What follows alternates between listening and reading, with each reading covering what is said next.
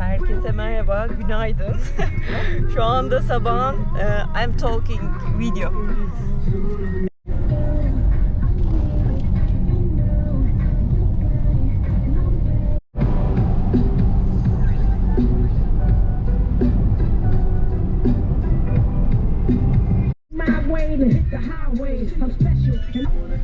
Andy, which country are you from?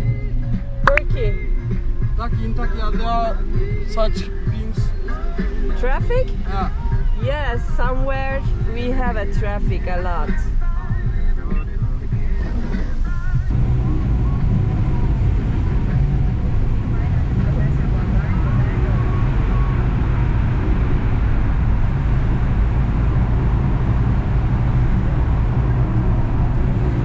Evet, artık gün ağardı. Şu halime bakın ya. Trafik var diye bana dediler ki işte saat böyle şeyde çıkmalısın. 2 saat önce falan. Şimdi 2 saat önce çıktım ama yaklaşık 1 saat önce varacağım oraya. 1 saat ne yapacağım acaba oralarda bakalım. Evet, tren istasyonunun olduğu yere vardım. Burası bayağı bir şehirden uzak bir yer. Hatta nerede, havaalanının yanında falan bir yer. Böyle hiçbir şey yok burada zaten. Taksisiz gelemezmişim herhalde. Şimdi içeri nereden gireceğiz bilmiyorum, buradan bir yerden. Şurada tren geçiyor. Herhalde böyle bir trenle gideceğim şimdi. 2 saat sürer denilen yolu yarım saatte falan geldik galiba. Biraz geç çıkmıştım Allah'tan. Şimdi bakalım, bayağı da kalabalık görünüyor burası. Saat 8'de zaten bütün Kenyalılar hafta sonları Mombasa'ya gidiyorlarmış. O yüzden Cuma, Cumartesi, Pazar bütün tren biletleri doluydu mesela. We arrived. How much? 1,400. Wow. Evet, yüklendim yine çantaları. Geldim. Burası bayağı bir kalabalık görünüyor şu anda. Giriş falan var. Ne oluyor anlamadım. Şöyle bir kalabalık var. Şurada bir kalabalık var. Ne oluyor anlamadım. Şurada da içeride bir kalabalık var. Şöyle girelim hadi.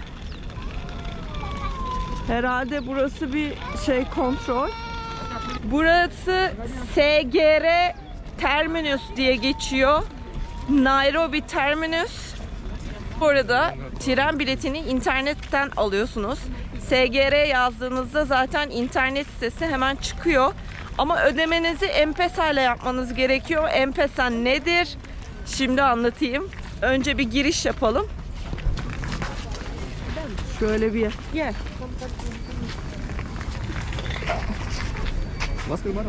Burada böyle bir sıra var. Online aldığınız bileti buradan çıktısını alıyorsunuz. Print edeceğiz.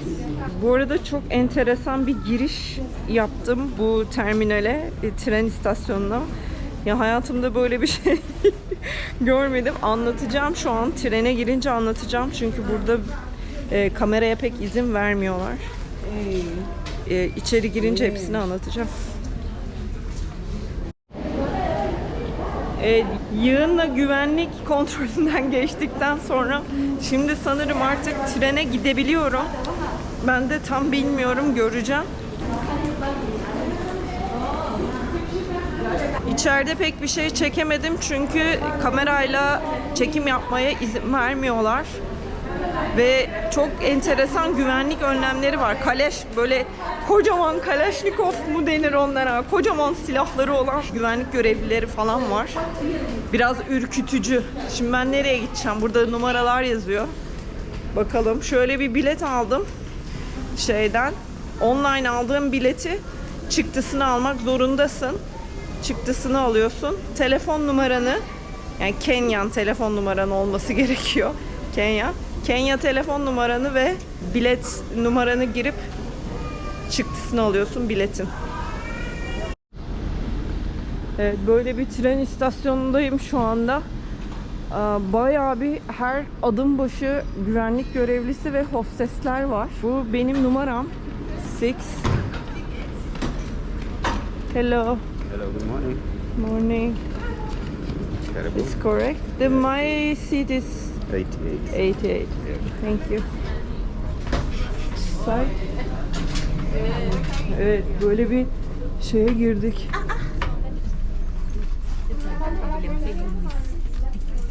Birden 40'a geçti. 88 numara benimki.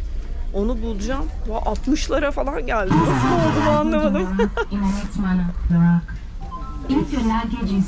Oh my god. It's, I think here. Yeah. Hello. Do not place your luggage by the electric distribution Hi. How are you? or the aisle or at the junction area. Please arrange your luggage on the rack in a neat manner. Ensure your bag does not jut out the Nereye edge of the koyacağım rack. ama nasıl koyacağım? If your luggage is too big, wide, heavy or fragile, please place it under the seat. For the passengers in coaches, distribution cabinet along the aisle or Yes, at the junction very- area. Hayır. Koyamadım ya. O kadar Please yüksekti take ki. care that of other passengers. Evet, çantamı şöyle bir yere koydum. Böyle bir trendeyim şu anda. Üstte bagajlar var. Böyle ikili ve üçlü olmak üzere koltuklar var. Minnoşlarla gideceğim. Hello. Hey, Hi, how are you? I'm fine. Right? What is your name? Okay, son. Kayson. Yours? My name is Carrie. Huh? Carrie. Carrie. Kayson? Carrie. Please arrange Right? your luggage Ah, on the okay. rack in a neat manner. I am- Ensure I your am bag does Mavi. not jut out the edge of the rack. If I your am luggage is Mavi. too big, Marvin. Yeah. wide, heavy or Nice to fragile, meet you. please place it under the seat. For the passengers in coaches 2 Hello, how are you? Biz normalde konuştuk ama dedim ki bir daha çekeyim mi? Soracağım aynı şeyleri, tamam dedi. What is your name? Nancy. Nancy. Yeah. I am Mavi. Okay. Nice to meet you. Nice to meet you. And will we stop somewhere for break, for go outside? No, we cannot stop to go outside, but we'll still stay inside. We will stop, but we will stay Yeah, inside. for those people who are going outside, they will stop so as they can go out. We can take out? No, as No, we can ah, until we can't stay here. destination. Okay, okay.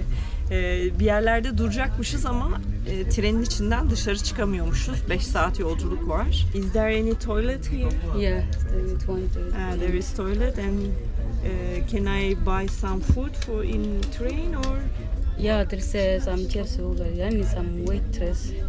waitress? Yeah, they come. They Yeah. will come and ask they you will if you- sell. if you want something to sell. Okay. Yeah. Thank you. How will long to go to Mombasa? The 5 hours? Yeah, no. From now, we start from here 8 a.m. now Yeah. until 1 to 2 there. 1, 2. Yeah, Please 1 to arrange your 2. luggage on the rack in a neat Thank you. manner. Welcome. Ensure your bag Size şimdi biraz anlatayım. Evden bir Uber aldım ve Uber'le yaklaşık 40 dakika kadar bir yolculuktan sonra tren istasyonuna geldim. Tren istasyonuna girdiğim andan itibaren güvenlik görevlisi beni kenara çekti ve dedi ki kamerayla çekim yapamazsın, özellikle güvenlik noktalarında. Dedim ki tamam. Polisler şey taşıyorlar, böyle kocaman bir silah taşıyorlar, böyle Kalaşnikov mu diyorlar ona. Onun görüntüsünde bir silah taşıyorlar. Dolayısıyla böyle sana gel diyor, geç şu tarafa diyor falan. Biraz ürkütüyor açıkçası, yani ürkünç görünüyor. Afrika'da sen bir beyazsan eğer, daha doğrusu sen bir muzunguysan biraz daha zor olabiliyor bazı şeyler. Dikkat etmelisin. Yani seni kenara çekip neden çektin, seni karakola götürüyorum falan diyebilir.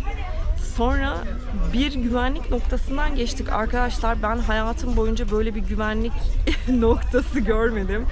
Şöyle bir şeydi. Şunu şuraya koyup anlatacağım. Şimdi şöyle bir yerde şöyle bir platform vardı. Upuzun düşünün.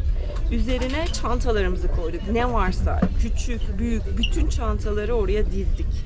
Ve böyle birazcık geriye çekilip bir sıra halinde olduk. Tamam mı? Böyle bekliyoruz. Herkes sıra oldu. Karşıda çantalar, biz burada. Yani hani böyle polisler geziyor. Yanlarında köpek ve Adamlarda böyle kocaman Kalaşnikov silahlar var. Ve ben böyle sırada bekliyorum falan. Yani sanki şey gibi böyle hani öldürmek için tararlar seni, böyle sıraya sokarlar ya, öyle bir his hissettim. Dedim ne oluyor yani, nasıl bir güvenlik bu? Böyle durdum, bekliyorum ve askerler, yani asker giyinimlilerdi, polis mi asker mi bilmiyorum, askerler köpeklerle bütün çantaları geçti. Bir köpek yetmedi, ikinci köpekle geçti. Çantaları kontrol etti köpekler. Daha sonra dediler ki tam çantalarınızı alabilirsiniz. Bize girişte şöyle bir yokladılar, şöyle bir kontrol ettiler, o kadar. Sonra bir güvenlik noktasından geçtik, bütün çantaları koyduk. Sonra bileti aldım, print etmek zorundasın online bileti. Ve ikincisinde tekrar bir güvenlik noktasından geçtim, pasaportumu gösterdim. Kadın dedi ki pasaportunu git şuraya göster. Tamam dedim. Gittim, başka bir adama pasaportumu gösterdim. Sonra o da dedi ki tamam geçebilirsin. Sonra gittim, başka bir güvenlik noktasından geçirdik. Tekrar bütün çantaları koyduk. Tekrar güvenlikten geçtik. Dedim ne oluyor? Nereye geldik? Bayağı sıkı bir güvenlik kontrolleri var. Sonra da trene geldim. Sonra işte böyle bir trendeyim şu anda. Güzel bir yolculuk yapacağımı düşünüyorum. Bakalım neler göreceğiz. Trenle yolculuk yapmaya bayılıyorum çünkü böyle hiç geçmediği yerlerden geçiyor. Hoşuma gidiyor trenle yolculuk. Bu arada bu tren istasyonuna geliş, gidiş, her şey, bu sisteme gerçekten bayıldım. Çok kontrollüler, çok sistematikler. Her şey böyle tıkır tıkır işledi ve trene kadar geldik yani. Ve gayet de güvenlikli, gayet de tertemiz her yer. Çok şık, çok güzel. Böyle hani bir tane görmedim ki böyle bir huzursuzluk, böyle bir şeylik falan. Kalabalık bu arada, bayağı bir kalabalık ama hiç böyle bir olumsuz, negatif hiçbir şey görmedim. Böyle her şey tıkırında pıt işledi. Bravo Kenya. Evet, tren yola çıktı. Böyle minnoş gidiyor. Hala tren istasyonundayız, o yüzden muhtemelen yavaş gidiyor. Tabii bu tren ne kadar hızlı gidiyor, nasıl gidiyor falan hiçbir fikrim yok. Hep beraber göreceğiz. Size M-Pesa'dan bahsedeyim. M-Pesa Tanzanya'da ve Kenya'da kullanılıyor. Yani telefon numaranızın içerisine para yüklüyorsunuz ve onu kullanıyorsunuz. Tanzanya'da, Zanzibar'da çok ihtiyacım olmamıştı açıkçası. Anakarasında da ihtiyacım olmamıştı ama Kenya'da herkes M-Pesa kullanıyor. Neredeyse kimsenin üstünde nakit yok. Bazen nakit para vermek istediğimde insanlar bana para üstü veremiyorlar. Çünkü herkes M-Pesa kullanıyor. M-Pesa Safari.com ve Vodafone isimli iki GSM operatörü tarafından destekleniyor. Ben zaten geldiğimde Kenya'ya Safari.com'dan bir hat almıştım. Bir uygulama var. Cep telefonunuza uygulamayı indiriyorsunuz ve o uygulama üzerinden telefon numaranız ve bir PIN numaranız oluyor. Bu PIN numarasıyla başka bir kişiye M-Pesa'dan para gönderebiliyorsunuz. Yani hem paranızı başka bir kişiye transfer edebiliyorsunuz hem de alışverişlerinizde M-Pesa parayı kullanıyorsunuz. Bu şöyle bir şey oluyor. Mesela Uber kullandınız, varacağınız yere geldiniz ve ödemenizi yapacağınız zaman M-Pesa'dan işte şoförün numarasını alıyorsunuz, miktarı yazıyorsunuz uygulama üzerinden, telefondan uygulama üzerinden ve parayı gönderiyorsunuz, ödemenizi yapıyorsunuz.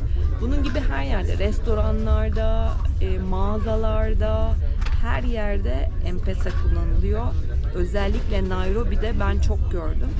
Şimdi Mombasa'da nasıl bilmiyorum, göreceğiz. Bu tren biletini de M-Pesa ile aldım. Online bilet almak istiyorsan M-Pesa'm olmak zorunda tren bileti almak için. Did you understand my name? Yes. No, I will say again my name, okay? Yes. My name is Mavi. Mavi.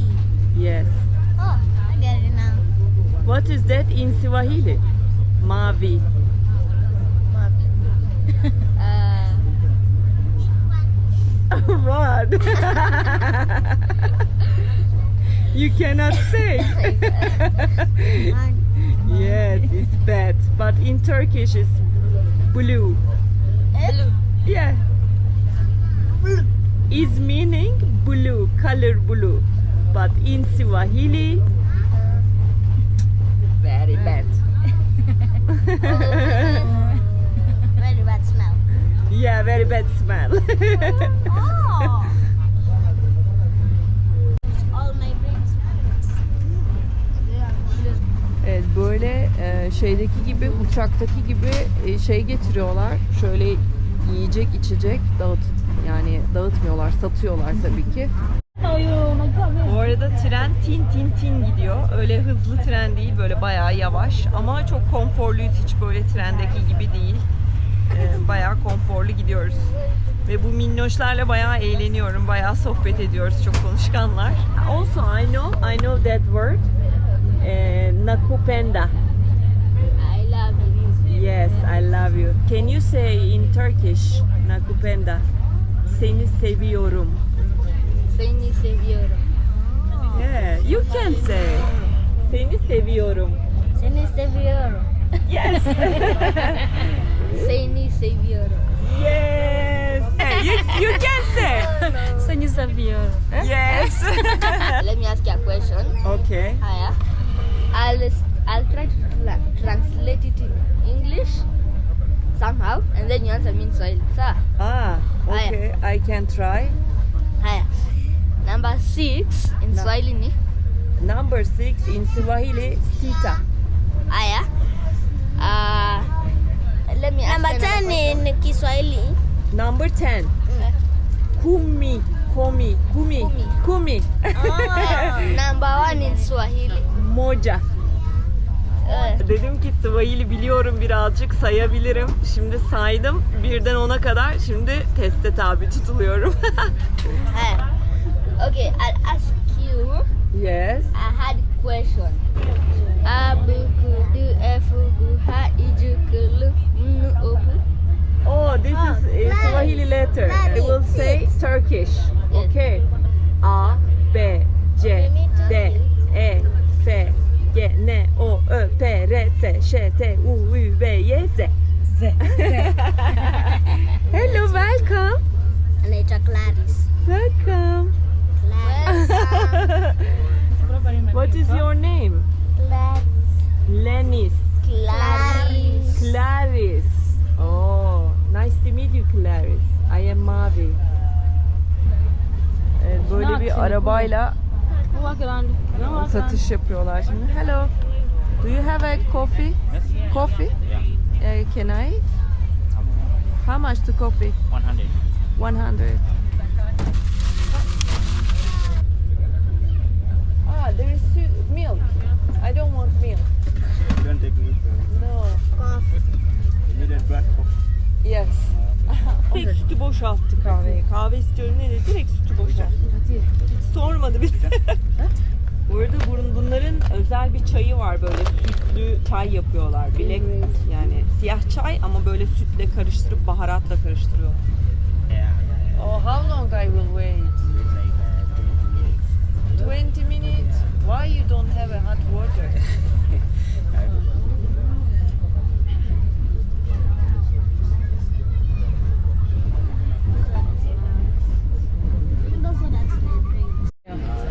Kahvem geldi sonunda, böyle bir 20 dakika sonra. Su galiba bu. Bir de şöyle bir şey verdiler. I want to see you. Ay. Böyle bir poşette şey verdiler. Bir instant kafe. Böyle. Tanzanya'daki güzeldi de buradakini bilmiyorum. Nasıl bir kahve? Yani Kenya'dayım, kahvenin güzel olması lazım ama bazen gerçekten kötüler. Kenyan life.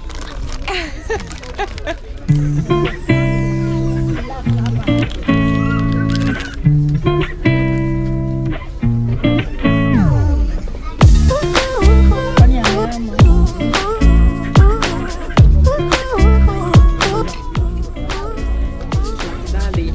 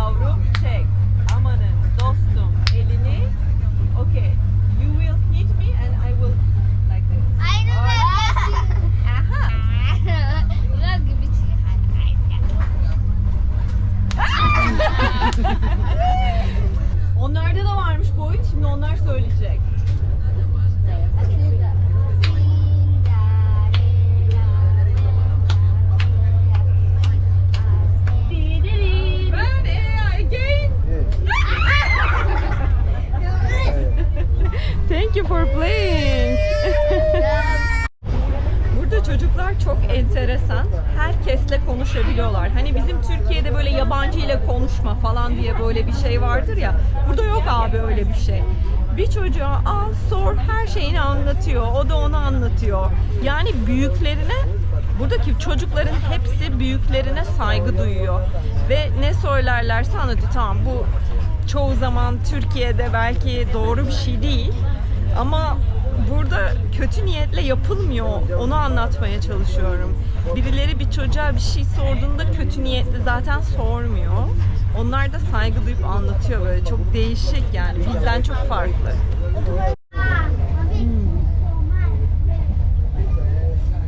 Şimdi trende tuvalete gidelim bakalım.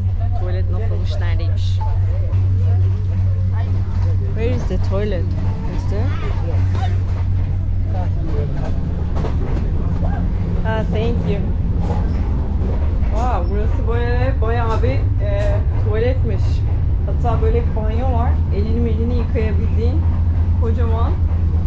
Burası da tuvalet. Aynen şey gibi.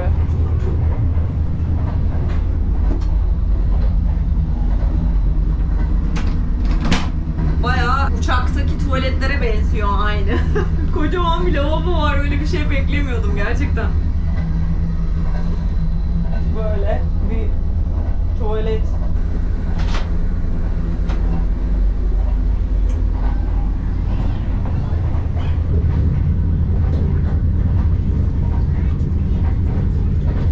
Hi, nice Never to meet forget you. us. Yeah. Thank you for traveling with us. Thank you. Bye We bye. miss you a lot. My pleasure. Nice to meet you. Nice to meet you. Bye bye. Bye bye. Bye bye. Nice to meet you. Yeah.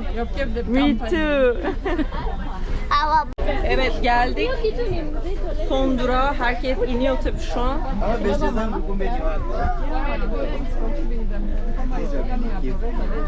Bye bye. Clarissa, bye. Evet, hadi bakalım, Mombasa'ya ayak basıyoruz şimdi. Kenya'daki ikinci şehrim.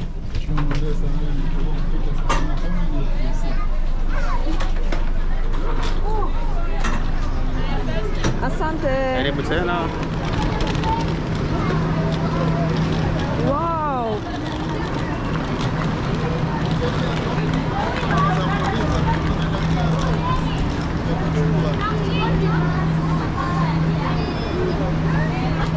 Wow, inanılmaz sıcak.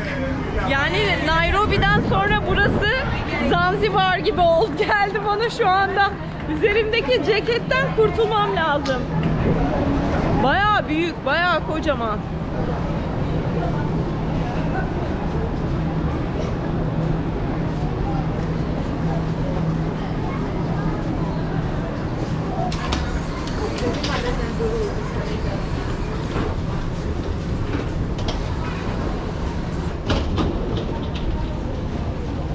Evet, çıkış bu tarafta.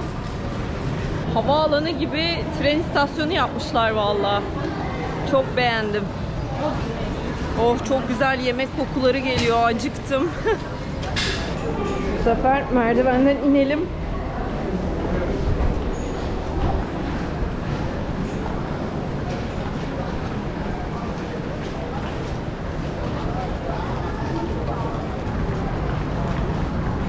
Welcome to Mombasa. Şimdi ben bir Uber ayarlayayım. Bir hostel ayarlamıştım burada. Yeni bir yere gelmenin en kötü tarafı neresinin iyi, neresinin kötü, hani böyle kalınır kalınmaz olduğunu bilmiyorsunuz. Ben sadece en popüler bir hosteli seçtim. Hani hostel popülerse yeri de güzeldir dedim ama bilmiyorum, bakacağız.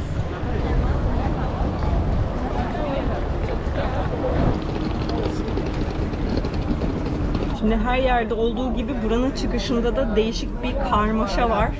Şöyle göstereyim.